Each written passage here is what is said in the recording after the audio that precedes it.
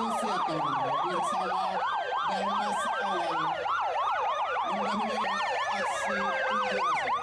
Tiba di depan gedung KPK terlihat tim nego siap dengan membentuk formasi bersab.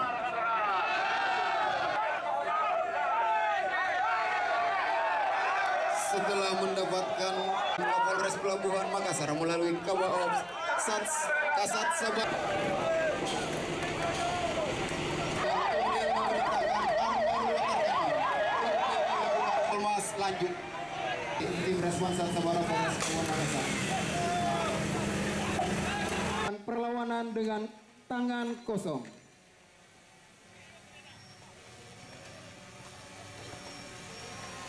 Satu poluan kemudian melakukan perlawanan terhadap satu pelaku dengan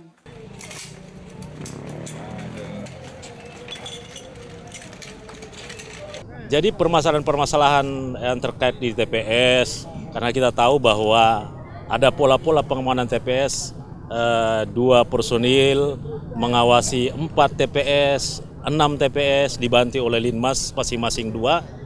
Ini tentunya kita ketahui bahwa pelaksanaan pemungutan dan penghitungan suara ini makan waktu cukup lama, ya.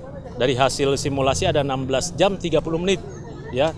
Bisa berlangsung sampai jam 12 antara jam 1 malam. Itu. Ini kan mengandung kerawanan, ya.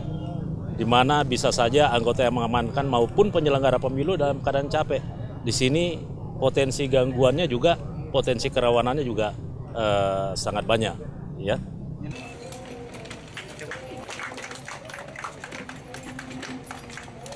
Mengikuti ancaman dan hendak melakukan perlawanan sehingga kekuatan dalam kepolisian tahap 5. Perintah petugas sebagaimana diatur pada peraturan lebih lanjut.